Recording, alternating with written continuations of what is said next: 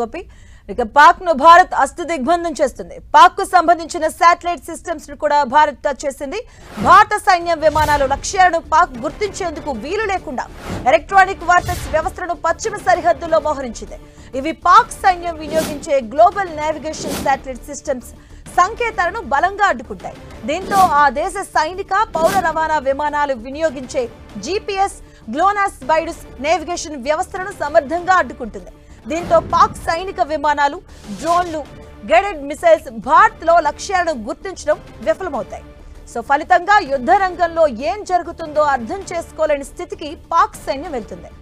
ఇక 2024 September for land warfare studies లెక్కల ప్రకారం భారత్ వద్ద ఇలాంటి వ్యవస్థలు దాదాపు 50 వరకు ఉన్నాయి. ఇక వాయుసేన రైఫిల్ యుద్ధ విమానాల్లో స్పెక్టర్ స్టూట్స్, నేవీ వినియోగించే శక్తి సిస్టమ్స్ కూడా నేవిగేషన్ సిగ్నల్స్ ను జామ్ చేయగలవు. ఇక పాకిస్తాన్ విషయానికి వస్తే ఆ దేశానికి సొంతంగా తయారు చేసుకున్న ఎలక్ట్రానిక్ వార్ఫేర్ వ్యవస్థలు కూడా లేవు. కానీ చైనా నుంచి దిగుమతి చేసుకున్న DWL-002 జెర్బా కోస్టల్ EW సిస్టమ్ వంటివి ఉన్నాయి. ఇక వీటితో పాటు కమర్షియల్ జామర్లను అది వాడుతుంది.